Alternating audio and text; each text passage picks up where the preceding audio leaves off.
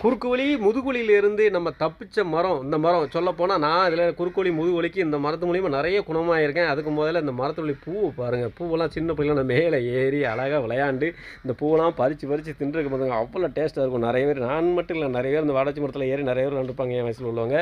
இந்த வாடாச்சி மரத்தில் உள்ள மகத்துவம் எப்படின்னா, குறுக்கு வலி முதுகுவலி எப்படி குணப்படுத்தணும் அப்படின்னா, ஒரு நேராக ஒரு பொடி கொப்பு ஒன்று ஒடிச்சிட்டு வர சொல்லுவாங்க. நம்ம உயரத்துக்கு அந்த கொப்பை வந்து ரெண்டாக கீறிடுவாங்க. ரெண்டாக கீறினதுக்கப்புறம் பச்சை கொப்பு ரெண்டாக கீறினதுக்கு அப்புறம் எழுத்தாப்பில் நிற்க சொல்லுவாங்க. நிற்க சொல்லி அவங்க 2 சைடு இடுப்புக்கிட்ட வச்சு பிடிச்சி விடுவாங்க. நம்ம அந்த கொப்பை பிடிச்சிக்கணும்.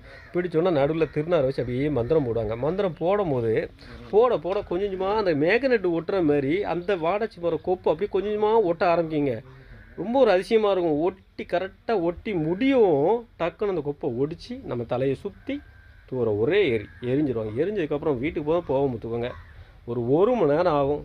குறுக்குழியும் இருக்காது, வாய்ப்புடியும் இருக்காது, எந்த இதுவுமே இருக்காது. அப்படி ஒரு மரம். இது ஒரு அதிசயமான மரம். இந்த மரத்தை இப்போ பார்த்தே நம்ம ரொம்ப நாளாச்சு இல்லையா? இந்த மரம் ஆனால் என்னென்னா இப்போ இந்த காட்டு பகுதியில் கிடக்கு. கொஞ்சம் மரம் சாஞ்சாப்பில் வளர்ந்துருக்கு, அவ்வளோதான்.